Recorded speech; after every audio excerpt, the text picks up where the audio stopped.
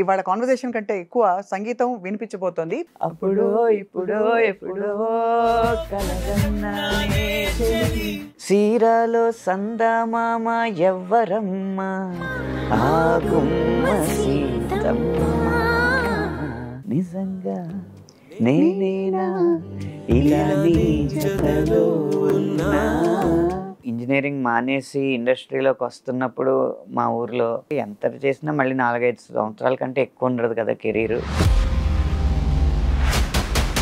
ఇప్పుడు ఈ పాటలన్నిటికీ మహానుభావులు లాంటి సంగీత దర్శకులు మీకు ఫోన్ చేసి మాట్లాడినప్పుడు మీకు ఎలా అనిపిస్తుంటుంది ఆ టైంలో? ఫస్ట్ టైం రెహమాన్ గారిని కలిసినప్పుడు ట్యూన్ తీసుకోవడానికి వెళ్ళాను. అప్పుడు నేనంటే డోంట్ బి నర్వస్ అని ఆయనే. మీ పాట పాడేటప్పుడు సరిగా ఉచ్చరించలేదని చెప్పి కొంతమంది బాధపడిన సందర్భాలు ఉన్నాయి. అందరూ తెలుగువారి చేత పాడిస్తుంటే మరి ఆదరించట్లేదు. మిగిలిన భాషల్లో ఉన్నంత నాణ్యత మన తెలుగు భాష గాయకుల గొంతుల్లో కారణం మన పేరెంటింగ్ విధానం. ఎవరు చిన్నప్పటి నుంచి ఇటు గాయకుడు అవ్వాలని చెప్పి తన పిల్లల్ని పెంచట్లేదు. ముందు ఐఐటి కొట్టు, లేకపోతే మెడిసిన్ కొట్టు. ఒక సంస్థ పేరు చేయితో స్టార్ట్ అవుద్ది, ఒక సంస్థ పేరు నాతో స్టార్ట్ అవుద్ది. వాళ్ళ టీవీలో ఓదరగొట్టే ర్యాంకుల ఇది వల్ల శ్రీరామ్ మీదే చాలా విమర్శలు వచ్చాయి ఆ మధ్య. మన విమర్శ మానిటైజ్ అయ్యేలా ఉండాలి. ఉత్తినే వచ్చి సలహాలు ఇస్తే కుదరదు. విలువలు తగ్గిపోతున్నాయండి. సరే, ఆ విలువలు పాటించినప్పుడు విపణిలో దాన్ని గెలిపించడం ఎలాగో కూడా సలహా ఇవ్వాలి. పాటకి 5 లక్షలు 6 లక్షలు 12 లక్షలు తీసుకుంటున్న గాయకులు ఉన్నారు. 40 లక్షలు తీసుకున్నాడు ఒక గాయకుడు. అది వైట్ ఎంతో తెలియదు, బ్లాక్ ఎంతో మనకు తెలియదు. ఫిల్మ్ ఫేర్ అవార్డు అందుకుంటున్న అనంత్ శ్రీరామ్ కి ఐ డ్రీమ్ అందిస్తోంది కంగ్రాచ్యులేషన్స్.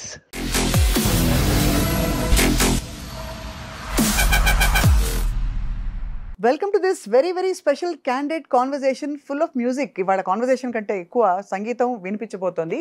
నాకు చాలా ఇష్టమైన, మా అందరికీ యాక్చువల్లీ చాలా ఇష్టమైన గేయ రచయిత అనంత్ శ్రీరామ్. ఇంత స్ట్రైట్గా పాయింట్కి ఎందుకు వచ్చానంటే, అనంత్ గారి గురించి చెప్పాలంటే తనకు మాట ఎంత ప్రధానమో తన ధారలో పాట కూడా అంత ప్రధానం. కాబట్టి తను రాసే అందమైన పొందుపరిచే మాటలకి ట్యూన్ కూడా అలాగే అల్లి చెప్పేస్తుంటారు మ్యూజిక్ డైరెక్టర్స్కి చాలా సందర్భాల్లో. ఇది నేను స్వయంగా చూశాను. సో అనంత్ శ్రీరామ్ గారి 2 దశాబ్దాల జర్నీలో ఎన్నెన్నెన్నో హిట్ పాటలు రాసిన విషయం తెలుసు. కానీ విశ్లేషణ, వివేకం, విచక్షణ అన్నీ ఉండే తన పాటల ప్రయాణం ఎటువైపో మరొక్కసారి వాళ్ళ తట్టి లేపి తెలుసుకునే ప్రయత్నం చేద్దాం. మిమ్మల్ని చూసి నాకు కూడా మంచి మంచి పదాలు వచ్చేస్తున్నాయో. పొంగి పొరుతుంది కవిత్వం. ఎలా ఉన్నారు అనంత్ గారు? బాగున్నానండి. మిమ్మల్ని చూడడం చాలా సంతోషం.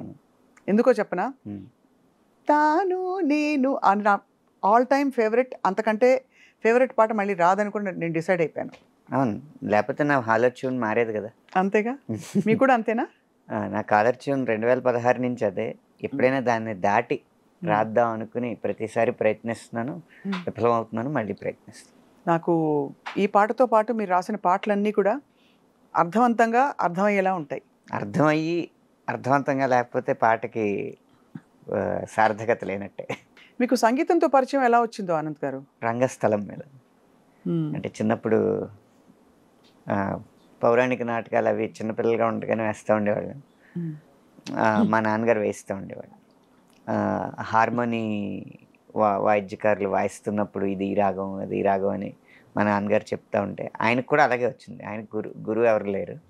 ఆయన కూడా పద్యాలు రాగాల్లో కట్టి పాడుతూ ఉంటారు అన్నమాట.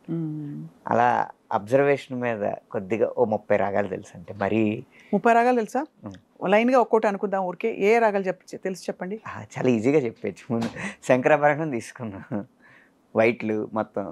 శంకరాభరణం తీసుకున్న తర్వాత శంకరాభరణం నుంచి మోహన, సరిగా పదస, హంసధ్వని, సరిగా పనిస, శుద్ధ సావేరి, సరిమ పదస. అబ్బబ్బబ్బబ్బా, నాకు తెలిసిన రాగాలు మీకు తెలుసు. ఇది సగమదని నీలాంబర, శంకరాభరణం హిందోళం పాడుతున్నారు. హిందోళం చిన్నగా, శంకరాభరణమే చూస్తున్నాం మనం ఇప్పుడు మొత్తం వైట్. సగ కాదు సగప ధనిస ఒకటి ఉంది వలజి సగ పదని సా చిన్నది సాని ద పగ సా వలజ కళావతి అలా ఇందులో గా మారితే మోహన్లో గా మారితే శివరంజని సరిగా పద సా సద పగరి సా శంకరాభరణంలోనే మా మారితే కళ్యాణి. అబ్బో మీరు అసలు మొత్తం విద్వాంసులు అవ్వడానికి అన్ని లక్షణాలు ఉన్నాయి మీరు. ఈ 30 తెలిస్తే విద్వాంసులు ఎలా అవుతారు? ఉన్నాయి 72 మేళకర్తలు, మళ్ళీ దానిలోంచి పర్మిటేషన్స్ కాంబినేషన్స్ చూసుకుంటే వందల వేల రకాలు. అయితే మంచి పరిజ్ఞానం ఉన్నట్టే అనంత్ గారు. సో పాటతో మీ ప్రయాణం అలా మొదలైందనమాట. అయితే రంగస్థలం నుంచి మొదలైంది. అంటే నాటకాలు వేస్తున్నప్పుడు పద్యాలు పాడుతున్నాం, డైలాగులు చెప్తున్నాం. ఈ రెండిట్లో పద్యం బాగున్నా చప్పట్లు కొడతారు, లేకపోతే ఏదైనా డైలాగ్ బాగున్నా చప్పట్లు కొడతారు. కానీ ఆ ఆర్టిస్ట్ కాదు కదా చెప్పేది, ఆ డైలాగ్ ఇచ్చింది ఆ రచయిత, ఆ పద్యం ఇచ్చింది ఆ రచయిత కదా అని నటన కన్నా రచన మీద ఎక్కువ మక్కువ వచ్చింది. ఆ రచనలో చూస్తే డైలాగ్ ఏమో దాంట్లో అంత కవితాత్మకత ఉండదు, పద్యంలో ఉంటుంది కానీ ఎక్కువ మందికి అర్థం అవ్వదు. ఈ రెండింటికి మధ్య ఏంటి ప్రక్రియ, మాటకి పద్యానికి మధ్య ప్రక్రియ పాట అని అనిపించి దాని మీదకి మొగ్గు చూపాను. మీరు రాసిన అందమైన పాటలు చాలా అందంగా గాయని గాయకులు పాడుతూ వచ్చారు కదా. మీ పాటని మీకు ఇష్టం వచ్చినట్టు పాడిన గాయకులు అంటే అందమైన గొంతు అంటే గాయని గాయకులలో అందమైన అంటే వాళ్ళ గొంతుకే ఆపాదించి బెస్ట్ గా మీ పాటల్ని అద్భుతంగా పాడే గాయకులు ఎవరంటే చెప్పగలుగుతారా ఫలానా వాళ్ళని? ఎందుకంటే ఎవరి కంఠం వాళ్ళ శ్రేయా ఘోషాల్ గారు ఇప్పటికి ఆల్ టైమ్ ఫేవరెట్. ఆ పాటల్లో అదే తను పాడిన పాటల్లో మీకు ఇష్టమైన పాట మీ పాట? వింటున్నావా బాబా బాబా ఆ పాట అండి బాబోయ్, ఏంటండి ఏం పాట గుర్తు చేశారండి. ఆ ఫస్ట్ పార్ట్ వింటున్నావా వింటున్నావా ఎన్ని రకాలు వింటున్నావాలో ఆ పాట విని తరించిపోయిన సందర్భాలు ఎన్నెన్ని ఉన్నాయో నాకు నేను చెప్పలేను. మీ పాట రెహమాన్ గారి సంగీతం. అది తమిళ్లో మన్నిప్పాయ అని వస్తుంది. అప్పటికి నాకున్న లాజిక్ ప్రకారం సారీ, థ్యాంక్స్, ప్లీజ్ ఇవి చెప్పితే కనుక ప్రేమ అవ్వదు, వాటన్నిటికీ అతీతమైంది ప్రేమ అని చెప్పి తమిళ్లో మన్నిప్పాయని నేను తీసుకోలేదు. మళ్ళీ వింటున్నావా అనేదే నాకు అనిపించింది అనమాట. అప్పుడు రెహమాన్ గారు కూడా అడిగారు, ఇందులో మన్నిప్పాయ ఎందుకు తీసుకోలేదని. మన తెలుగు క్లైమాక్స్ వేరు కదండి, క్లైమాక్స్లో కలిసిపోతారు హీరో హీరోయిన్లు, సో హ్యాపీ ఎండింగ్. తమిళ్లోనేమో విడిపోతారు కాబట్టి ఇంక విడిపోతున్నాం కాబట్టి ఇంకా ప్రేమ లేదు కాబట్టి ఇంకా సారీ చెప్పేయచ్చు. ఇప్పుడు కలుస్తున్నారు కాబట్టి అందులో సారీకి అంత ప్రాముఖ్యత లేదనిపించి వింటున్నావాగా మార్చుకున్నాను. ఇంకా వింటున్నావా పదం వచ్చిన తర్వాత ఎన్ని రకాలుగా వింటున్నావా అని అడగడానికి అన్ని రకాలుగా మన్నిప్పాయే మన్నిప్పాయే అని వచ్చిందా? మన్నిప్పాయా మన్నిప్పాయా అని వస్తుంది. వింటున్నావా వింటున్నావా వింటున్నావా విన్నావే వేళ అంటే ఈ మీటర్స్ అన్ని మీకు ఆ టైంలో చెప్పి ఒరిజినల్ రెఫరెన్స్ ఇచ్చి రాయించారండి ఈ పాట? పాట విన్నాను, పాట విని ట్యూన్ ఇమ్మన్నాను. ట్యూన్ వర్షన్ ఉంటుంది కదా, తననా తననా తననే తననా తరే నానే తననే నానా మన్నిప్పాయా మన్నిప్పాయా అని ఇచ్చారు ట్యూన్. ఆ ట్యూన్కి రాశాను. One of your golden gems అండి ఈ పాట మాత్రం. అలాగా గోల్డెన్ జెమ్స్ అంటే బంగారు వజ్రాల. గోల్డెన్ జెమ్స్ అంటే బంగారులో పొందుపరిచిన వజ్రం. ఓకే, నాకు ఇంగ్లీష్ సరిగ్గా రాదు, నాకు ఇంతే ఇంగ్లీష్ వచ్చు కాబట్టి అలా సరిపెట్టుకుందాం. కానీ అనంత్ గారు, మీకు వీటన్నిటితో పాటు ఇంత హృదయమైన పాటలు రాసే మీకు అద్భుతమైన చమత్కారం ఎక్కడి నుంచి వచ్చింది? గోదావరి. ఓ అంతేగా. ఎందుకంటే నిజంగా ఇప్పుడు మీరు మిడిల్ ఈస్ట్ మ్యూజిక్ విన్నారనుకోండి, ఎక్కువ సింధు భైరవ్ రాగంలో తారాస్థాయిలో హమ్మింగ్స్ లాగా అనిపిస్తూ ఉంటుంది, అంటూ ఉంటుంది కదా. ఎందుకంటే మిడిల్ ఈస్ట్లో పంటలు అనేవి మృగ్యం, నీరు ఎప్పుడో కానీ దొరకదు, ఏదో ఆ ఖర్జూరం ఈత తింటా ఆ టైంలో అలా బతికేవారు కదా. వాళ్ళకి సరైన ఆహారం దొరకడమే కష్టం, దొరికిన ఏదో ఆ ఒంటెలను చంపుకుని ఆ మాంసాహారం తింటా రుచికరమైన ఆహారం అనేది వాళ్ళకి చాలా అరుదు. సో ఆకలి బాధలు ఎక్కువ ఉంటాయి. ఆ సంగీతం కూడా అక్కడ అలాగే ఉంటుంది. గోదావరి ఉంది, ముఖ్యంగా మా కడుపు నిండిన బేరం మాదైతే. డబ్బు ఉండదేమో కానీ అన్నానికి లోటు ఉండదు. ఇప్పుడు కడుపు ఖాళీగా ఉందనుకోండి, దాని ఒక్కదాని మీదే దృష్టి ఉంటుంది.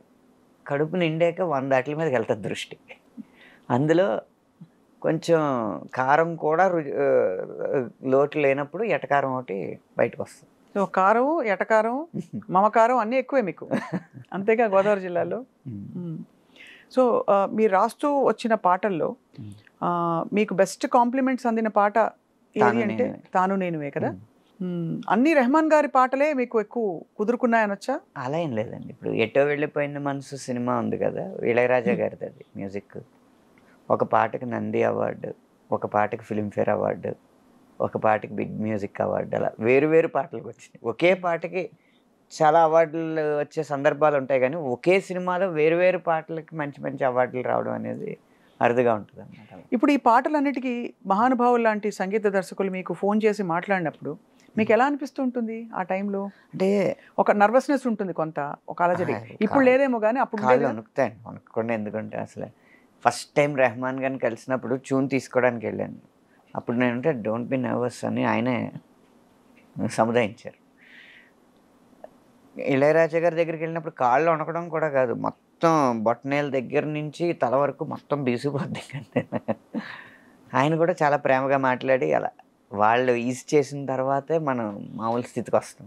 వాళ్ళు ఆయనకి మీరు మల్టిపుల్ వర్షన్స్ వినిపించారా? ఫస్ట్ టైం అప్రూవ్ అయిపోయింది ఆ పాట? ఫస్ట్ టైం అప్రూవ్ అయిపోయిందండి ఇళయరాజా గారి దగ్గర. అంతే. రెహమాన్ బాగుంది అన్నారా? ఎలా అన్నారు? కరెక్ట్గా ఉంది, మంచి సౌండింగ్ ఉంది. ఎంత అదృష్టవంతులండి మీరు. అంటే ఇంతమంది సంగీత పరిశ్రమలో ఉండడం అంటే ఎంత అదృష్టం దక్కిందంటే, మీకు 60ల నుంచి 70ల నుంచి మ్యూజిక్ చేస్తున్న వ్యక్తులతో కూడా పనిచేయగలిగే అదృష్టం దక్కింది. ఇళయరాజా గారు అవ్వచ్చు, విద్యాసాగర్ గారు అవ్వచ్చు, అలాగే ఇప్పుడు ఈ కాలంలో అందరినీ మెప్పిస్తున్న సంగీత దర్శకుల చేత కూడా తమన్ గారు అవ్వచ్చు, అనిరుద్ధ్ గారు అవ్వచ్చు, అలా అన్ని వయస్కుల సంగీత దర్శకులతో పనిచేసే అదృష్టం మాత్రం నాకు బాగా. మీకు అంటే మీ మనసు సింగిల్ కార్డు. అవును, సింగిల్ కార్డు. తర్వాత మీకు ఉండే గొప్పదనం ఏంటంటే ఆనంద్ గారు, మీరు అన్ని తరాలతో కనెక్ట్ అయ్యే ఏంటి ఒక విజ్ఞత ఉంది మీలో.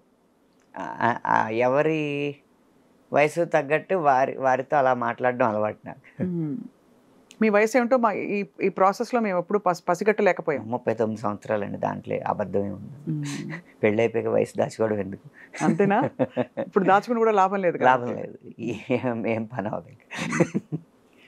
అనంత్ గారు, మీ పాటలు పాడేటప్పుడు చాలామంది, ఇప్పుడు కొంతమంది ఇతర అన్య భాషస్థులు మీ పాట పాడేటప్పుడు సరిగా ఉచ్చరించలేదని చెప్పి కొంతమంది బాధపడిన సందర్భాలు ఉన్నాయి.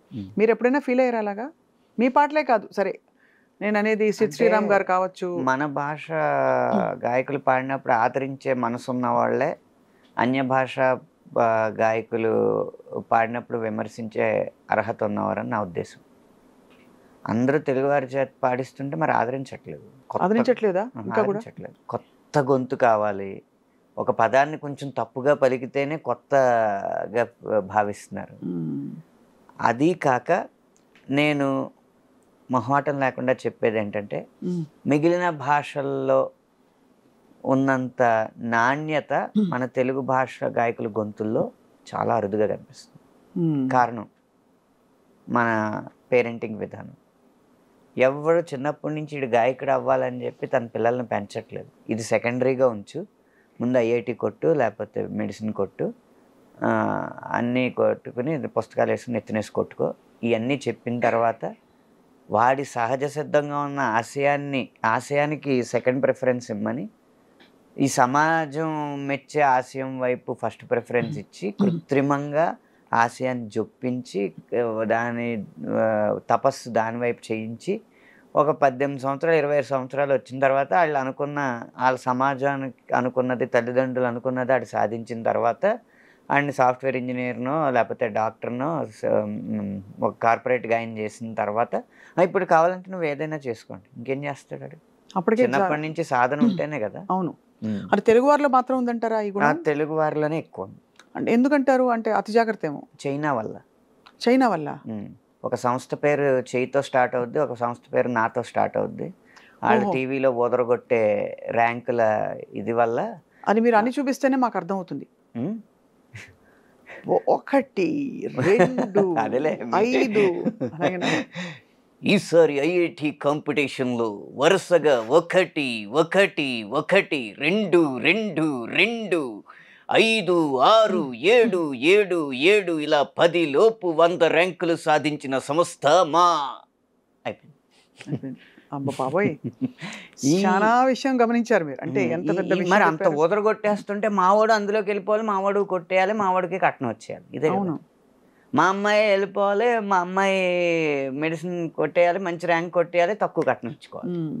ఈ ఇదితో వెళ్తున్నప్పుడు ఎలా కుదురుతుందండి? ఇప్పటికే ఆ జబ్బు పోలేదు. పోనీ సింగర్ని చేద్దాం అనుకున్న తల్లిదండ్రులైనా దేని చూసి ఇన్స్పైర్ అవుతున్నారు? రియాలిటీ షోస్ని చూసి ఆల్రెడీ వచ్చేసిన సినిమా పాటని ఎవరో అమ్మాయో అబ్బాయో పాడితే దానికి నుంచి చప్పట్లు కొడుతుంటే నువ్వు కూడా అలా కొట్టించుకోవాలని చెప్పి ఆ సినిమా పాటలు ప్రాక్టీస్ చేస్తున్నారు. సాధన లేదంటారు? సాధన అనేది జానపదం, శాస్త్రీయం, లలితం, పాశ్చాత్యం, ఈ సంగీతాలన్నిటిలో ఉన్న పునాదులు ఏంటో అవి సాధన చేయాలి. మన జీవితంలో నేర్చుకున్న కళని, మన జీవితంలో ఎదురైన అనుభవాల్ని క్రోడీకరించి కలగలిపి మనదైన కళ బయటికి తీస్తే అది సినిమాకు ఉపయోగపడుతుంది. కానీ సినిమాలో వచ్చేసిన వాటి ద్వారా నేర్చుకుని మళ్ళీ సినిమాల్లో పైకి వద్దామంటే అది అవ్వదు. ఎప్పుడు మన ఒరిజినాలిటీ ఉంటేనే కదా సినిమాలో ఒక ప్రత్యేకత ఉంటుంది. కరెక్ట్, అంతేగా. పెంచిల్ దాస్ గారి పాటలు ఉన్నాయి, ఎందుకు నచ్చినాయి? ఆయన మట్టి వాసనని ఆ పాటల్లో జొప్పించగలిగారు కాబట్టి. అవును. కాసుల శ్యామ్ గారి పాటలు ఎందుకు నచ్చుతున్నాయి? తెలంగాణ సంస్కృతిని కమర్షియలైజ్ చేయగలిగారు కాబట్టి. అలా మన జీవితంలో అనుభవాలని సినిమాకి ఇవ్వాలి, కానీ సినిమా ద్వారా మనం అనుభవం పొందకూడదు. అవును. అది గమనించకుండా రియాలిటీ షోస్ని టార్గెట్గా పెట్టి అందులో సెలెక్ట్ అవ్వకపోతే ఏడుపులు పెడబబ్బులు పెట్టుకుని చేస్తున్నారు తప్పితే మూలాన్ని గమనించట్లేదు. ఇలాంటి వాతావరణంలో తెలుగులో గొప్ప గొంతులు వస్తాయని ఎలా ఎక్స్పెక్ట్ చేస్తాం? కానీ అంటే బట్ నిజానికి సంఖ్యాపరంగా చాలామంది శిక్షణ పొందుతూ చాలామంది గొంతుకులు ఉన్నారు ఇక్కడ మీరు అన్నట్టు. కానీ విలక్షణమైన గొంతుకులు అడుగుతున్నారంటే మేబీ అక్కడ చెన్నైలో ఇప్పుడు చిన్మయి గారు కావచ్చు, తెలుగింటి అమ్మాయి అయినా కూడా చెన్నైలో స్థిరపడి తను అద్భుతమైన వాయిస్, డబ్బింగ్, అసలు తన పాట అయితే చెప్పక్కర్లేదు. అంటే సౌత్ ఇండియాలో ఎలా అయితే శ్రేయా ఘోషాల్ ఒక పేరు సాధించారు, శ్వేతా మోహన్ గారు కావచ్చు, పురుషుల్లో మన సిద్ శ్రీరామ్. కానీ సిద్ శ్రీరామ్ మీదే చాలా విమర్శలు వచ్చాయి ఆ మధ్య. తన ఆంగ్ల భాష, అరవ భాష యాసతోటి కొంచెం తెలుగు పదాలని ఈ 100 మిలియన్లు అదే 200 మిలియన్లు దాటిన పాటలు ఒక 3 ఉన్నాయండి ఫ్లాగ్షిప్ మిలియన్స్ లెక్కలో చూస్తే. ఒకటి ఇంకేం కావాలి, 2 కళావతి, 3 ఇప్పుడు 2 ప్రేమ మేఘాలు. ఆ 3లో 2 సిద్ శ్రీరామయ్యే. ఇప్పుడు విపణిలో ఏది ఎక్కువ అంకెలు చూపిస్తుందో అదే విజయం. ఇప్పుడు విమర్శించినంత మాత్రాన అంకెలు తగ్గట్లేదు కదా. తగ్గవు, కరెక్టే. మనం విమర్శ అనేది మన విమర్శ మానిటైజ్ అయ్యేలా ఉండాలి. ఉత్తినే వచ్చి సలహాలు ఇస్తే కుదరదు. అంతేగా. విలువలు తగ్గిపోతున్నాయండి, పాత సినిమాల్లో విలువలు ఉండేవి, సరే ఆ విలువలు పాటించినప్పుడు విపణిలో దాన్ని గెలిపించడం ఎలాగో కూడా సలహా ఇవ్వాలి. అంటే ప్రణాళికాబద్ధంగా ఉండాలి తప్ప దానికి కుదరదండి విమర్శలు. చాలా ఎంత గొప్ప పాయింట్ చెప్పారు. ఇంత క్లారిటీ ఎలా వచ్చింది ఆనంద్ గారు మీకు? మళ్ళీ గోదావరి జిల్లాలేనా? కాదు, మీరు ఎంత క్లియర్గా ఉన్నారు చూడండి. మీరేమీ దాన్ని ఖండించట్లేదు, బట్ ఏంటది తినడానికి ఉపయోగపడిన ఇడ్లీలు ఎందుకు అంటున్నారు?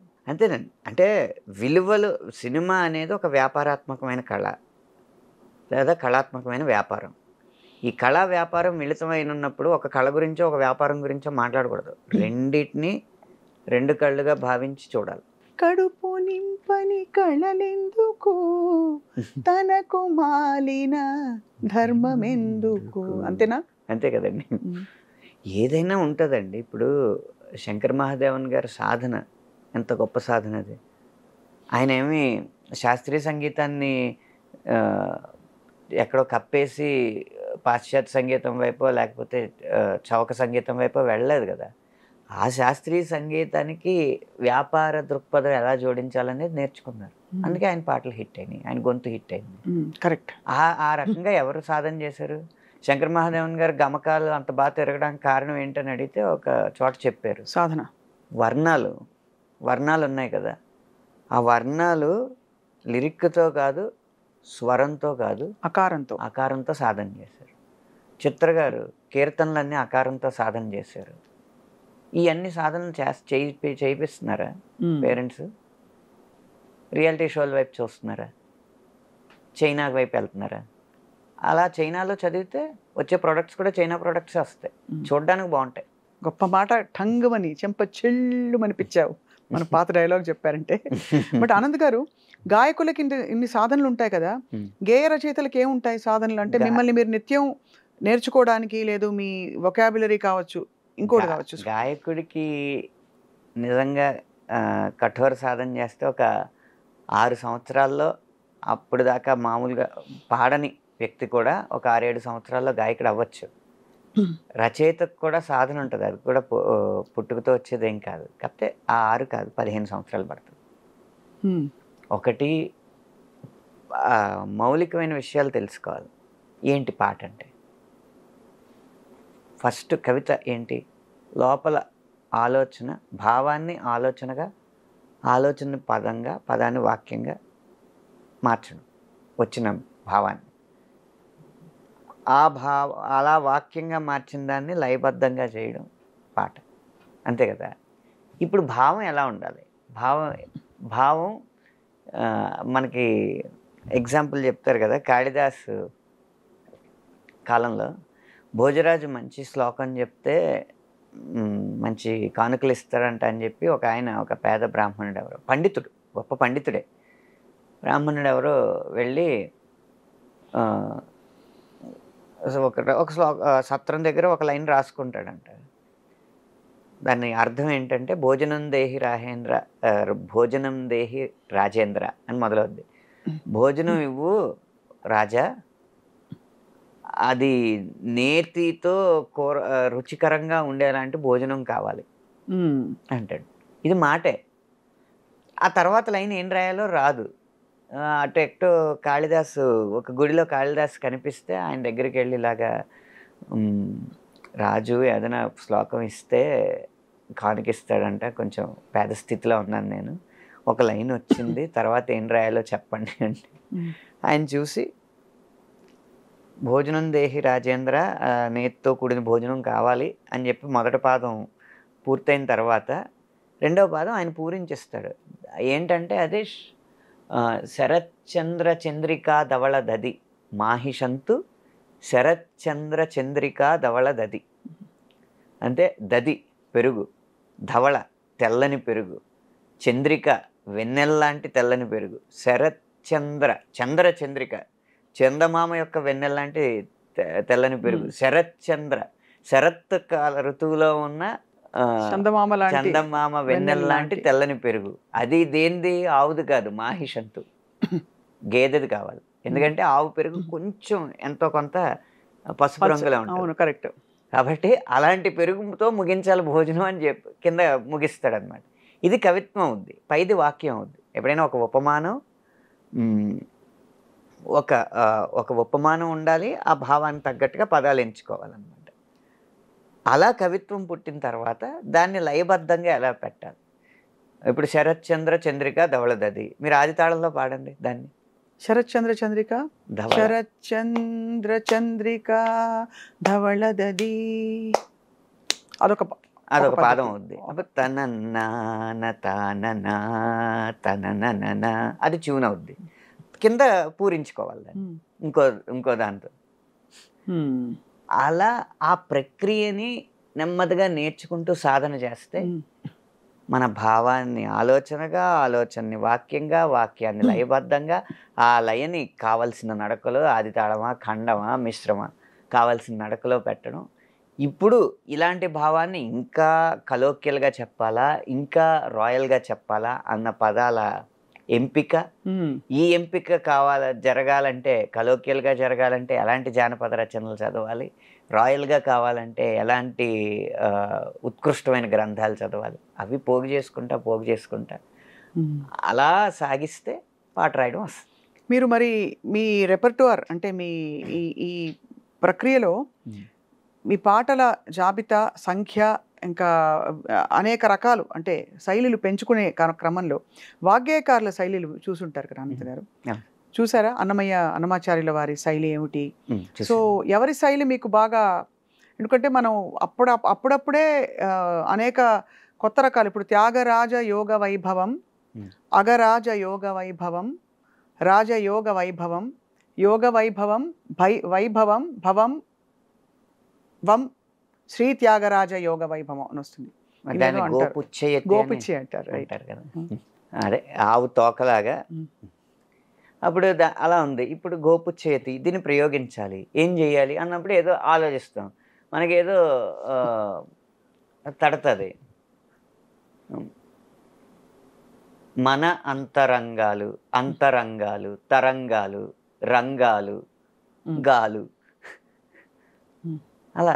ఇంకా కావాలంటే అన్య భాష పదం వాడాలంటే లు, బాత్రూమ్. అర్థమైంది. ఇలా సాధన చేసుకు. ఇప్పుడు ఏదో మీరు చెప్పారు కాబట్టి ఏదో వచ్చింది చెప్పాను, అర్థమైంది. అంటే ఈ ప్రక్రియలని ఇప్పుడు ఆధునిక సాహిత్యంలో మనం వాడుతున్నామా అని అనేక ప్రక్రియలు వాగ్గేయకారుల, అంటే అది ఆస్వాదించే రసజ్ఞత ఉండాలి కదా. అవును, కరెక్ట్. అలాంటిది ఉన్నప్పుడు వాడతాం.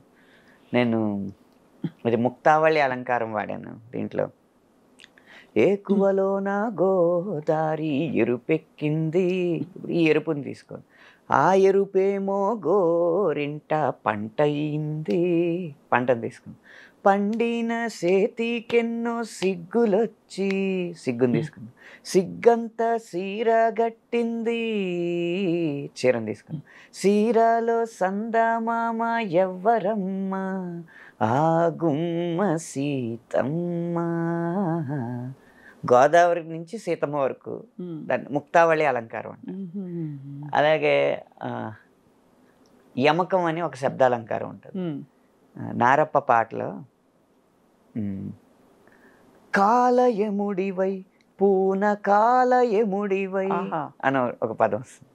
అంటే కాలయముడు అన్న పదమే అది. ఆ పూన అనేది చేర్చేటప్పటికి పూనకాలయముడివై అని. అలాగే చేఖానుప్రాస అని ఉంటుంది. అంటే పక్కనే ఉండాలి, అదే పదం ఉండాలి, కానీ వేరే అర్థం ఉండాలి. పిసినారి నారివే పిసరంత పలకవే. నారి అనేది ఉంటుంది కదా, నారి అంటే స్త్రీ, వనిత. పిసినారి అంటే లోభి. పిసినారి నారివే అదనమాట చేఖానుప్రాస. దీనేమంటారు? వెన్నెల్లో గోదావరి కలవరం కలవరం అని వస్తుంది. అది యమకమే. ఎందుకంటే ఇప్పుడు ఆ కలవరం పక్కన వస్తే చేఖానుప్రాస. అయ్య బాబాయ్, భాషలో ఎన్ని పార్శ్వాలు ఉంటాయో మాట్లాడేస్తాం కానీ ఇవన్నీ మీరు పద్ధతిగా నేర్చుకున్న జ్ఞానమా లేక అక్కడక్కడ ఇలాంటి మీలాంటి పండితులు అందరూ చెప్తుంటే వచ్చిన? దేవదేవం భజే. నన్ను పండితులు అన్నారా? మరి మీరు పండితులే కదా, సంగీతంలో మీరు పండితులే.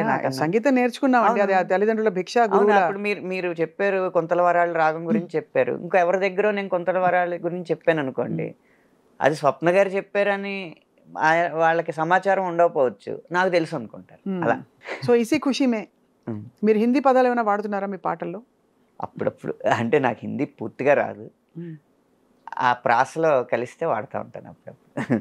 బాక్సులు వచ్చిండ్రే బేసులు పెంచుండ్రే బాక్సులు బద్దలు యాష్ కరే డానులు వచ్చిండ్రే డాన్సులు దంచుండ్రే ఫ్యాన్స్కి పండగే జూంబరే ఏ కొండాలైనా పిండి చేసే కండలున్నోడే గండాలైన దండం పెట్టే గుండె దమ్మోడే వీళ్ళిద్దరిట్టాగొస్తే భూమి దద్దరిల్లాలంటే హే టాలీవుడ్ని బాలీవుడ్ని తారుమారేంగే తార్మార్ తక్కరుమార్ వస్తుంటాయి. ఒక విచిత్రమైన విషయం అడగాలి అనంత్ గారు. మీరు 20 ఏళ్ళుగా ఇండస్ట్రీలో ఉన్నారు. అంతకుముందు 70వ దశకం నుంచి, అదే 19 ఏళ్ళు దగ్గర 70వ దశకం నుంచి పనిచేస్తున్న పెద్ద పెద్ద మహానుభావులతో మీరు ఇప్పుడు పనిచేస్తారు కలిసి. మనకి వేటూరి వారు, సీతారామ శాస్త్రి గారు, ఇంకా చాలామంది మహానుభావులు గేయ రచయితలు కవుల గురించి చెప్పినప్పుడు ఈ తరం కవులు కానీ గాయకులు కానీ అప్పుడు తీసుకున్న మహానుభావుల జీతభత్యాల కంటే రెమ్యూనరేషన్స్ కంటే ఇప్పుడు పదింతల అమాంతం పెరిగిపోయింది. అంటే ఇప్పుడు మనం వినడం ఈ తరం గాయని గాయకులు తీసుకుంటున్న రెమ్యూనరేషన్ ఒక పాట పాడడానికి అంతటి బాలు గారు కూడా ఆయన హైయెస్ట్ పొజిషన్లో ఉన్నప్పుడు కూడా తీసుకోలేదని. ఇంత వ్యత్యాసం రావడానికి ఏమిటి కారణం? ఇప్పుడు ఇంకా పెరిగారు కదా, ఇన్ఫ్యాక్ట్ సంఖ్యాపరంగా పెరిగినప్పుడు డిమాండ్ సప్లై కదా కారణం. మీరు ఇన్ని విశ్లేషణలు చేస్తూ ఉంటారు వార్తా ఛానల్స్లో. ఇన్ఫ్లేషన్. అప్పుడు బంగారం ఎంత? 1990లో 3,000 కాసు, ఇప్పుడు ఎంత? 60,000. అది అంటే కానీ ఇది గమనించారు కదా, పాటకి 5 లక్షలు 6 లక్షలు 12 లక్షలు తీసుకుంటున్న గాయని గాయకులు ఉన్నారు. అవును, ఏనాడు మనం వినలేదు. మనం 15 లక్షలు 40 లక్షలు తీసుకున్నాడు ఒక గాయకుడు. ఎవరు సార్? చెప్పకూడదు అని ఏముంది, అది తెలిసే తీసుకుంటే. అది ఏ రూపంలో తీసుకున్నారో మనకు తెలియదు. అది వైట్ ఎంతో తెలియదు, బ్లాక్ ఎంతో మనకు తెలియదు. అది తెలియనప్పుడు మనం చెప్పి ప్రూఫ్ లేదనుకోండి, కరెక్ట్, పేరు చెప్పకూడదు. కానీ అలా పెద్ద పెద్ద సమాచారం కూడా సమాచారం అలా తీసుకుంటున్న గాయని గాయకులు ఉన్నారు. అంటే నిజంగా ఇవాళ ఇండస్ట్రీలో నిలదొక్కుంటే కాసుల పంటే. అంటే ఇక్కడ నిలదొక్కుకోవడం కంటే కూడా అండి, వచ్చిన సక్సెస్ అనేది ఎలాంటిది అనేది ముఖ్యం. తెలియకుండా ఒక పాట అన్ని కలిసి వచ్చి అది 1000 మిలియన్లకి వెళ్ళిపోయింది అనుకోండి, అమాంతం పెరుగుతుంది. అంతే, వ్యాపారాన్ని బట్టే ఉంటుంది ఏదైనా. అంతే అంతే అది ఖచ్చితంగా అది దాన్ని గౌరవిస్తూనే. మీకు ఎప్పుడైనా లీన్ పీరియడ్స్ వచ్చాయి మీరు వచ్చిన కొత్తల్లో కానీ? అంటే కొంత ఖాళీ ఉన్న సమయాలు వచ్చి ఏమిటి నేను అని వచ్చిన ఒక 10 నెలలు అంటే అప్పుడప్పుడు ఒక పాట రావడం అలా అయింది. కానీ ఆ తర్వాత నుంచి ఎప్పుడు పొద్దున్న లేస్తాయి బాబు ఆయనకి పాట ఇవ్వాలి అన్న ఇదితోనే, కానీ ఈరోజు ఏం పాట లేదు రాయడానికి అన్న రోజు ఎప్పుడూ లేదు నాకు ఈ 19 సంవత్సరాలు. చాలా గొప్ప వరం మీకు అది. బహుశా మీరు అనుకుని ఉండరు కదా అనంత్ గారు? నేను అనుకున్నాను. అంటే ఇంతటి నేను ఇంజనీరింగ్ మానేసి ఇండస్ట్రీలోకి వస్తున్నప్పుడు మా ఊర్లో శ్రేయోభిలాషులే, కానీ భయం ఉంటుంది కదా. వాళ్ళు చెప్పింది ఏంటంటే ఎంత చేసినా మళ్ళీ 4-5 సంవత్సరాల కంటే ఎక్కువ ఉండదు కదా కెరీరు, ఎందుకు ఇంజనీరింగ్ వదులుకుని ఇటు రావడం అని. అంటే అంతకన్నా ఎక్కువ ఉండే చూపెడతాను అన్నాను. ఆ 4 8 అయింది, 8 16 అయింది, 16 ఇప్పుడు 19 అయింది. చాలా గొప్ప విషయం, చాలా గొప్ప. అది ఖచ్చితంగా మీ ఏంటి మీ పూర్వజన పుణ్యంతో పాటు మీ ప్రతిభ అండి. ఎందుకంటే అందరినీ మెప్పించడం అంత సహజం కాదు. ఎంత పుణ్యాలు ఉంటే మాత్రం. ప్రతిభ పాండిత్యంతో పాటు ఏదైనా ఆవగింజ అంత అదృష్టాన్ని కూడా నమ్మాలండి. ఆవగింజ ఎక్కడంటే మీ పాటలు హిట్ అవ్వడం, ఆ స్థాయిలో హిట్ అవ్వడం అనేది ఆవగింజ ఖచ్చితంగా. ఓ 4 హిట్ పాటలు పాడుకుందాం అనంత్ గారు మీవి. కాలంలో వెనక్కి వెళ్దాము ముందుకు వెళ్దాం మీ ఇష్టం. నాకు అప్పటి నుంచి ఇప్పటివరకు అన్ని పాటలు ఇష్టం కాబట్టి మీకు ఎలా అంటే అలా. మీ హిట్ పాటలు కొన్ని ఊరికే ఒక 2 లైన్లు అలా పల్లవులు అనుకుంటే అదొక తృప్తి. మొదటి నుంచి చూద్దాం అయితే. ఫస్ట్ హిట్ అన్న రుచి నేను చూసింది ఫస్ట్ బొమ్మరిల్లు అప్పుడో ఇప్పుడు. తీపి కన్నా ఇంకా తీయనైనా తేనె ఏమిటంటే వెంటనే నీ పేరని అంటానే, హాయి కన్నా ఎంతో హాయిదైనా చోటే ఏమిటంటే నువ్వు వెళ్ళే దారని అంటానే, నీలాల ఆకాశం నా నీలం ఏదంటే నీ వాళ్ళు కళ్ళల్లో ఉందని అంటానే, అప్పుడో ఇప్పుడో ఎప్పుడో కలగన్నానే చెలి, అక్కడో ఇక్కడో ఎక్కడో మనసిచ్చానే మరి. ఆ తర్వాత వెంటనే కొత్త బంగారు లోకం వచ్చింది హిట్. నిజంగా నేనేనా ఇలా నీ జతలో ఉన్నా, ఇదంతా ప్రేమేనా ఎన్నో వింతలు చూస్తున్నా, ఎదలో ఎవరో చేరి అన్నీ చేస్తున్నారా, వెనకే వెనకే ఉంటూ నీపై నన్నే తోస్తున్నారా, హరే హరే హరే హరే హరే రామ, మరి ఇలా ఎలా వచ్చేసింది ధీమా, ఎంతో హుషారుగా ఉన్నదెలోన ఏమ్మా. ఏమ్మా అది వరుసగా ఇలాంటి లవ్ సాంగ్ పడుతున్న టైంలో పరారే పరారే పప్ప పరారే బడ్డెక్కి భయం పరారే చలోరే చలోరే చిందేసి చలోరే పందెంలో జయం ఖరారే లాంటి మాస్ కానీ రబ్బరు గాజులు రబ్బరు గాజులు రబ్బరు గాజులు తెచ్చానే రిబ్బను పువ్వులు రిబ్బను పువ్వులు రిబ్బను పువ్వులు తెచ్చానే అమ్మని అబ్బని అత్తిలి పొమ్మని హత్తెరిని ఇద్దరికొచ్చానే నువ్వంటే పడి పడి నువ్వంటే పడి పడి నువ్వంటే పడి పడి చేస్తానే నీ వెంటే పడి పడి వస్తానే అని ఓహో మాస్లో ఉన్నాడనమాట అని వచ్చినప్పుడు నమ్మవేమో గాని అందాల యువరాణి నేలపై వాలింది నా ముందే మెరిసింది అందుకే అమాంతం నామది అక్కడే నిశ్శబ్దం అయినది ఎందుకో ప్రపంచం అన్నది ఇక్కడే ఇలాగే నాతో ఉంది నిజంగా కళ్ళతో ఎంతగా మంత్రమేసింది అదేదో మాయలో నన్నిలా ముంచివేసింది. ఇప్పుడు అన్నీ మిక్స్ అయిపోయి ఇంగ్లీష్లు ఆకాశం బద్దలైన సౌండ్ గుండెల్లోన మోగుతుంది నిన్ను కలిసాక ఇలాంటిది ఇంకా అన్ని రకాలన్నమాట. చిన్నదో వైపు పెద్దదో వైపు చిందేసి చెంగుమంటే పెరగదా ఊపు సోకులో వైపు సొంపులో వైపు చల్లేసి చంపుతుంటే కలగదా కైపు లాంటివి. ఇలా కమర్షియల్ మీటరే అటు క్లాస్ అయినా మాస్ అయినా కమర్షియల్ మీటర్లో జరుగుతున్న సందర్భంలో అనుకోకుండా వచ్చిన సినిమా ఏమాయ చేసేది.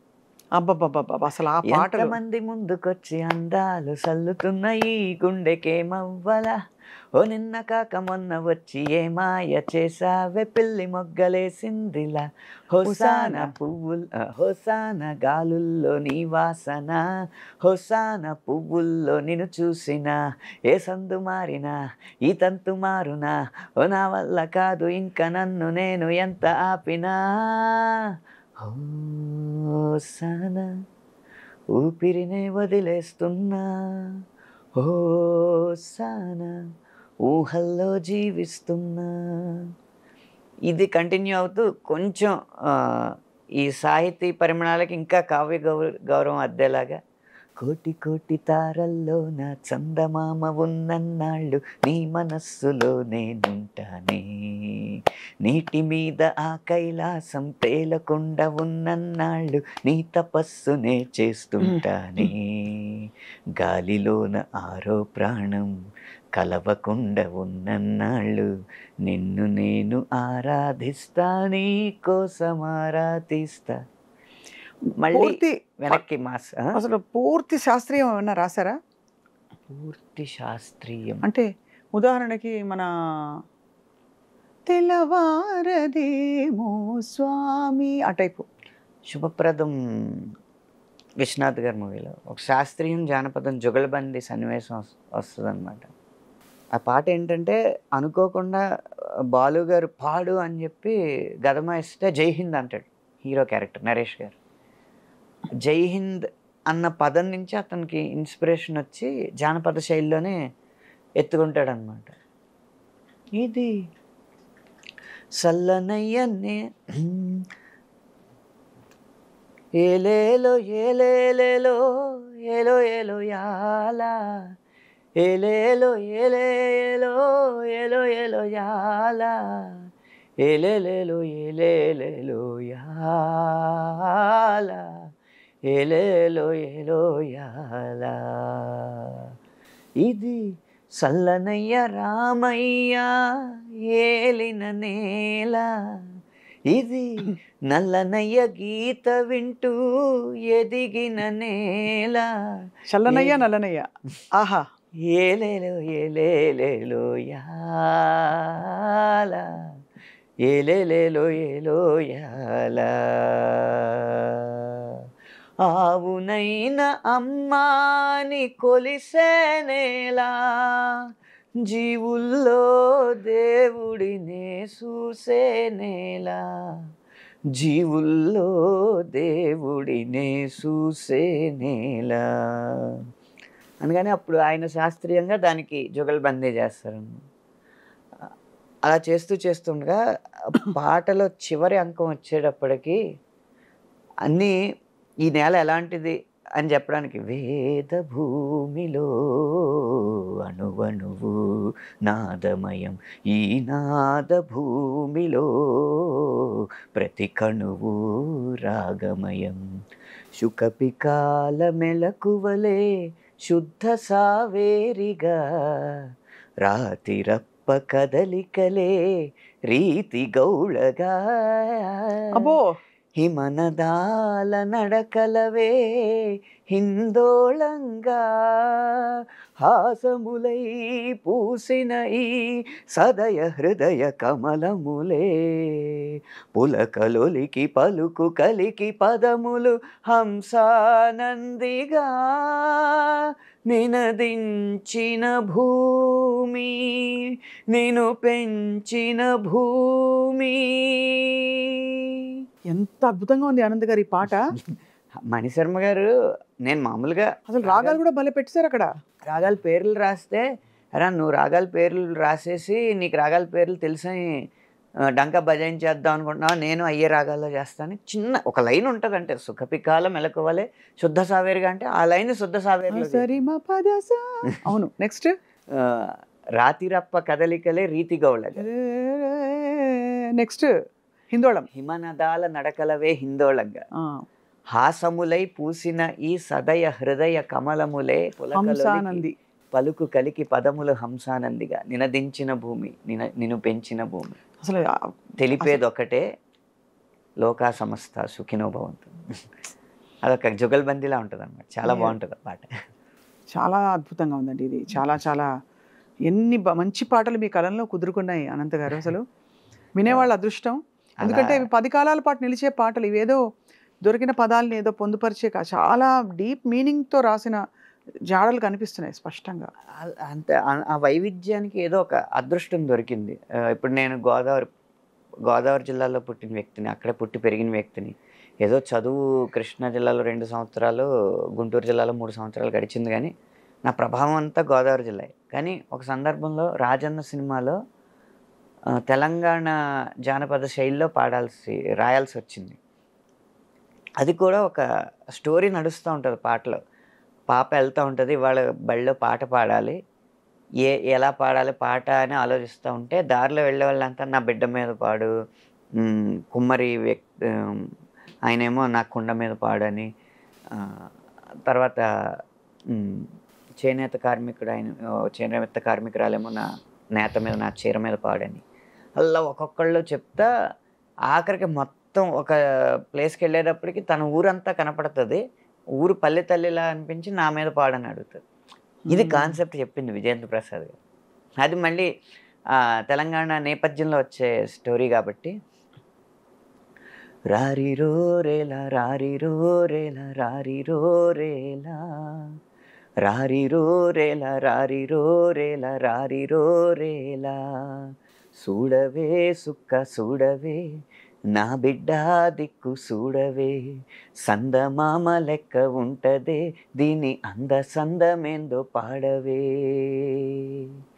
నేలమ్మ దీవించి నల్లమన్ను ఇచ్చి నన్నే చెయ్యమంది కుండ, సుక్కాయి కుండ నీళ్లతో నీ గొంతు నిండి నీ పాట సల్లంగా ఉండ, నీ బతుకుల సిరునవ్వు పండ, సిరిసిల్ల మొత్తం సీరతో గప్పి నీ సీమ సేరిందే నా మగ్గమియాలా, సుక్కా సేనేత సప్పుళ్ళే సంగీతమవ్వాల, సందళ్ళు తేవాలా, సంబరాల తేలాల రారిరో రేలా రారిరో రేలా రారిరో రేలా రారిరో రేలా రారిరో రేలా రారిరో రేలా ఇలా ఇలా రాసే అవకాశం వచ్చింది.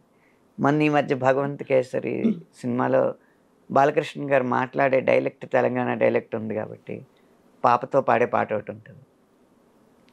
ఉడతా ఉడతా ఉషా ఉష్ సప్పుడు చెయ్యకుర్రి మీ కన్నా మస్తుగా ఉరుకుతుంది మా సిట్టి సిన్నారి సిలక సిలక గప్పూసు గమ్మున కూషోర్రి మీ కన్నా తీయగా వలుకుతుంది మా పొట్టి పొన్నారి అని పల్లవి. ఆ చరణం చాలా మంచి పేరు వచ్చిందనమాట దాంట్లో. అమ్మనైతా లాల పోస్తా అయ్యనైతా జోల వాడుతా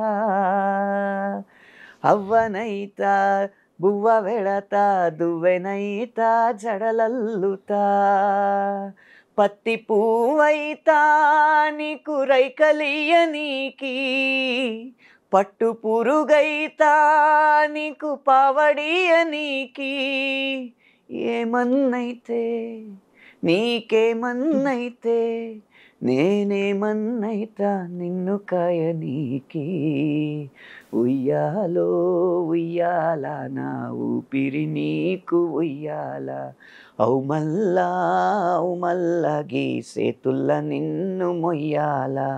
అప్పుడే పెద్ద మనిషి అవుతుంది అమ్మాయి.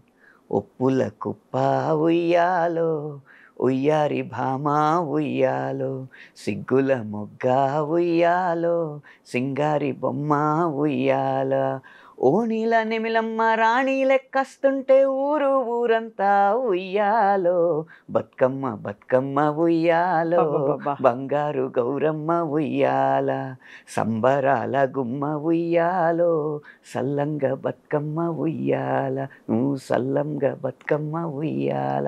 అలా సంస్కృతిని కూడా పాటలో జోడించే అవకాశం వచ్చింది. అది అంటే మీ క్యాన్వాస్ ఎంత పెద్దదో మస్తిష్కంలో మీకుండే పదాలు కావచ్చు, మీ ఇమాజినేషన్, మీ భావుకత అన్నీ కలగలిసి అది ఆచరణలో పెట్టే శాస్త్రి గారి పాట ఒకటి ఉంది.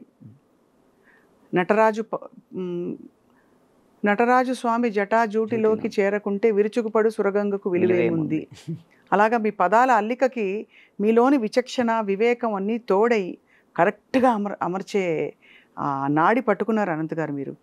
అందుకే అంత ఒక్కొక్క పాట కూడా స్పెషల్గా ఉంది. అంటే ఇప్పుడు దీనికి ఇంకో వర్షన్ రాయమన్నారు అనుకోండి, నాకున్న పదాల పరిధి వరకు రాయలేనేమో. ఈ ఉన్నది పోగు చేసి రాసింది ఆమోదించడం అనేది దర్శకుడు గొప్పతనం అంతే. అది మీరు అన్నట్టు మీకు అదృష్టం ఏంటంటే అన్ని హిట్ పాటలు పడ్డాయి, పాటలన్నీ హిట్ అయ్యాయి. అన్నీ హిట్ అవ్వలేదు, హిట్ పాటలు కూడా ఉన్నాయి. మామూలుగా మీకుండే 19 ఏళ్ల ఈ గేయ రచయిత జీవితంతో చూసుకుంటే మిగతా వాళ్ళతో చాలామంది అంటే గొప్ప కవులు రచయితలు మనకి చాలామంది ఉన్నారు. సో అసలు ఇక్కడ ఈ విషయం చెప్పండి, మీ సమకాలీకులు మీ పాటని ఎలా ఆస్వాదిస్తారు? చంద్రబోస్ గారు ఎప్పుడు ఒకసారి నాకు బాగా గుర్తు, ఎటో వెళ్ళిపోయింది మనసు ఆడియో రిలీజ్ అయింది. అప్పుడు పెద్ద ఎవరికి ఇంకా ఆ పాటలు రీచ్ అవ్వలేదు. ఆ టైంలో మెసేజ్ చేశారు, ఎటో వెళ్ళిపోయింది మనసు పాటలు విన్నాను, వేరే స్థాయికి తీసుకెళ్ళావు సాహిత్యాన్ని అని చెప్పి మెసేజ్ చేశారు. ఆయన చాలా మంచి మనసున్న రచయిత వ్యక్తి. చంద్రబోస్ గారు చాలా మంచి మనసు. అలాగే భాస్కర్ భట్ల గారు, ఆయన పాటలు కూడా చాలా అదిరిపోతాయి. మంచి చంద్రబోస్ గారి భాస్కర్ భట్ల గారు చెక్కోరి పాట విని ఆ పనిముట్టు అన్న పదాన్ని వాడిన తీరు మాత్రం చాలా అబ్బురపరిచింది. ఇట్టి పసిగట్టి కను కదలిక పట్టి కనిపెట్టి వలపుల రుచి పట్టే పనిముట్టే అవసరమట ఇకపైన అని ఉంటుంది లైన్. ఒక ప్రేమ పాటలో పనిముట్టు అనేది ఒక కర్మాగారంలో ఉండేది కదా మామూలుగా, జనరల్గా కార్మికుడికి సంబంధించిన విషయం. ఆ పనిముట్టుని కూడా ప్రేమ పాటలో తేవడం అనేది చాలా బాగా నచ్చిందని చెప్పారు. అలా ఎప్పుడు అంటే రచయితలకి పెద్ద ప్రొఫెషనల్ రైవలరీ, అసూయ, ఈర్ష్య, ద్వేషాలు ఉండవండి. అంటే ప్రపంచం ఏదో ఊరికి అలా అవి అన్ని ఆపాదిస్తారు. ఈ తరంలో అయితే అసలు లేవండి. ఎందుకంటే ఉన్న రచయితల సంఖ్య తక్కువ, రాయాల్సిన పాటల సంఖ్య ఎక్కువ. ఇప్పుడు అసూయ ఎందుకు వస్తుంది? వాళ్ళందరూ తెగ రాసేస్తున్నారు, మనం రాయకుండా ఇంట్లో ఖాళీగా కూర్చుందాం అన్నప్పుడే కదా. అవును. అందుకని ఏ రచయితకి ఖాళీ లేదు. ఇంకా అసూయ ఉండే అవకాశం లేదు. అందరూ వాళ్ళ వాళ్ళ శైలిలో మహానుభావులు. అనంత్ గారు, ఇప్పుడు మీరు ఇంత పరిధి ఆల్రెడీ చూసేశారు. సో ప్రతి వాళ్ళకే ఒకటి ఉంటుంది కదా, ఇంకా నెక్స్ట్ లెవెల్కి వెళ్ళాలి అని ఏదో ఒకటి పెట్టుకుంటారు. ఆ లెవెల్ ఉన్నా లేకపోయినా మా మైండ్లో ఒకటి ఉంటుంది. మీరు అలా మీకు ఒక తీరని కళా కోరిక, ప్రబోధాత్మకమైన పాటలు రాసే అవకాశం నాకు తక్కువ వచ్చింది. రాసినవి కూడా పెద్దగా హిట్ అవ్వలేదు, ఎందుకంటే సినిమాలు హిట్ అవ్వకపోవడం వల్ల. అలాంటి కథలు వచ్చినప్పుడు నిజంగా ఒక హిట్ అయిన సినిమాలో ఒక ప్రబోధాత్మకమైన పాట రాస్తే రచయితకి సంతృప్తి. అవును, శాస్త్రి గారికి ఉన్న నిగ్గదీసి అడుగు సిగ్గులేని జనాన్ని లాంటి పాటలు ఇంకా మా తరంలో అంటే సినిమాలు కూడా రావట్లేదు. కథలు ఎక్కువ రానప్పుడు పాటలు కూడా తక్కువే ఉంటాయి. తక్కువ పాటలు హిట్ అయ్యే పాటలు ఉండకపోవచ్చు. కానీ ఇప్పటికీ మీరు ఇంకా ఆ వయస్సు ఇంకా రాలేదని అనుకోవాలి, అన్వయించుకోవాలి. మీకు అంటే అలా అలా సరిపెట్టుకోవాలంటున్నాను. బహుశా లేదండి, ప్రబోధ రాదు, అలాంటి సినిమాలు రాలే. కానీ ఏదేమైనా మీ ప్రయాణంలో మీరు బాగా బలపడి లాస్ట్ టైం మాట్లాడినప్పటికీ ఇప్పటికీ కూడా ఇంకా ఎన్నో పాటలు వచ్చేసాయి, హిట్ పాటలు. సో అదృష్టం. వివాదాలు తగ్గాయి. దిగు నాగా తర్వాత మీ గురించి ఏం వివాదాలు ఏమీ రాలేదు. అప్పటికి మీరు క్లారిఫై చేసింది చాలా మందికి నచ్చిందండి. అవునండి. కానీ అలా మీకు ఎప్పుడు ఈ మధ్యకాలంలో ఫలానా పదాలు ఉండాలి, ఇటువంటి ఒక సన్నివేశం ఉంది అని ఇప్పుడు అసలు డబుల్ మీనింగ్ తగ్గిపోయింది రండి, అవసరమే లేదు. ఎందుకంటే అంతా బహిరంగంగా ఒకే మీనింగ్ ఉంది కాబట్టి స్ట్రైట్ మీనింగే ఉంటుంది. ఇదివరకు ఒక టైంలో చాలా నడిచింది కదా ఆ డబుల్ మీనింగ్ స్టైల్. అప్పుడు ప్రేక్షకుల అభిరుచిని బట్టి ఉంటుంది ఎక్కడైనా, అంతే. ఆదరించకపోతే ఏది ముందుకు రాదండి. ఒక ప్రయత్నం చేస్తాం, ఆ ప్రయత్నం ఆదరించట్లేదు అన్నప్పుడు ఎందుకు చేస్తాం. మీ ఈ సాహితీ ప్రయాణంలో మీ శ్రీమతి గారి పాత్ర ఉంటుందా? పాట వింటారా? అంటే పాట రాయడానికి ఓపిక కావాలి కదండి, ఓపికకి భోజనం పెట్టాలి కదా. మీరు బాగా నాకు ఇవాళ ఆదివారం అంటే మామూలుగా మా ఇంట్లో ఒకటి ఉంటుంది, మీ ఇంట్లో ఒకటి ఉంటుంది, అలా మీకు ఇష్టమైంది మీరు చేయించుకు తినేది? మంచి కరకరలాడే బంగాళదుంప ఎప్పుడు పెసరపప్పు చారు. సో అయితే మరిన్ని అద్భుతమైన పాటల ద్వారా మీతో మేము అలా పరిచయం పెంచుకుంటూ పోవాలని మేము ఆశిస్తున్నాం. ఈ ఫిలింఫేర్ సాక్షిగా కంగ్రాచులేషన్స్. ఫిల్మ్ఫేర్ అవార్డు అందుకుంటున్న అనంత్ శ్రీరామ్కి ఐ డ్రీమ్ అందిస్తోంది congratulations once again on all the great achievements. And ఈ సందర్భంగా ఈ ఫిల్మ్ఫేర్ అనేది పెద్ద హీరో సినిమాకి వస్తే ఆ వెలుగంతా కూడా ఖచ్చితంగా పెద్ద హీరో ఉన్నప్పుడు ఆ వెలుగు వాళ్ళదే అవుతుంది, ఆ వెలుగులోనే నడుస్తాం. మహేష్ బాబు గారి సినిమా రాసే, పవన్ కళ్యాణ్ గారి సినిమా రాశాను, ఎన్టీఆర్ గారి సినిమా రాశాననే చెప్పుకుంటాం కదా. మా మార్కెట్ పెరగడానికి కూడా అలాగే చెప్పుకుంటాం. కానీ నిజంగా బేబీ లాంటి సినిమా, చిన్న సినిమా, ఆ సినిమాలో పాట ఒకటే 100 మిలియన్లు దాటడం, 2 ఫిలింఫేర్ రావడం, ఈ 2 చిన్న సినిమా సాధించడం వల్ల ఆ ఘనత ఎక్కువ నేను తీసుకోవడానికి ఒక స్వేచ్ఛ వచ్చింది. కాబట్టి ఈ సందర్భంగా ఓ 2 ప్రేమ మేఘాలు పాట నేను ఇచ్చినట్టుగా ఆమోదించిన దర్శకుడు సాయి రాజేష్ గారికి, నిర్మాత ఎస్కేఎన్ గారికి కూడా మనం ధన్యవాదాలు తెలుపుకోవాలి. నిజానికి ఆ సినిమా తయారవుతున్న టైంలోనే అది ఎలా ఉంటుందో ఏమిటో అనే ఒక హోప్, ఒక ఆశ ఉండింది బాగా రావాలని ఆనంద్ దేవరకొండ గారు మాట్లాడినప్పుడు. అది కానీ ఫైనలీ ఏ స్థాయికి చేరిందంటే ఆ సినిమా మొన్న ఇటీవల సంగీతం శ్రీనివాసరావు గారిని పలకరించి ఒక ఇంటర్వ్యూ చేసిన సందర్భంలో ఆయన ప్రస్తావించిన గొప్ప సినిమాలు చిన్న సినిమాలు, అందులో బేబీ ఒకటి, బలగం ఒకటి. సో అది ఆయన మరీ చెప్పారు. సో అన్నీ కలిస్తేనే ఒక గొప్ప సినిమా తయారవుతుంది. మీ వంటి వారు ఉన్నారు కాబట్టి ఆ సినిమాలో మంచి పాట రావడం. నేననే కదా, 5 మొత్తం నాతో పాటు 5 పురస్కారాలు అందుకున్నారు ఆ సినిమాకి. అవును.